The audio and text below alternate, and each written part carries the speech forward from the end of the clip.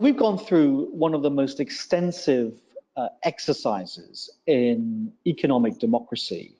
We launched a survey with 90 questions. It takes on average 45 minutes to fill out that survey. And yet, a big chunk of our population did. Online, over 5,000 people. Offline, in hard copy, many hundreds.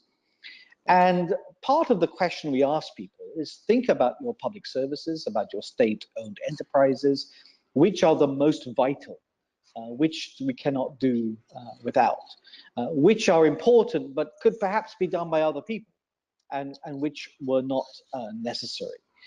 And so that helped to inform what we're doing on the state-owned enterprises. As Bert mentioned, our biggest expenditure problem is in the state-owned enterprises. And there are reasonable political economy reasons for why that took place. The center actually has a lot of scrutiny over expenditure. The further one goes from the center, through a state-owned enterprise, a board, the harder it is, or has been in the past, to really monitor what's going on. Now, we've had to change that. So today, the Prime Minister of Barbados has a prototype application that we've written on her mobile phone, which tells her all of the money that came in that day and all the money that left. And we are going to be holding state-owned enterprises not to do their accounts within 5 years, which has been the practice, but actually to have a full reconciled account on a monthly basis. So that's one of the ways we're doing control. But we're also shifting things out of government. There's no reason why government should manage the caves of Barbados.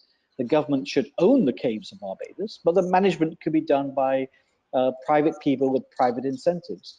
The same with the Kensington Oval management. The same with a number of things which are inherently commercial. So we're going to make sure the government owns the assets, but the management and the service involves the energy of the private sector.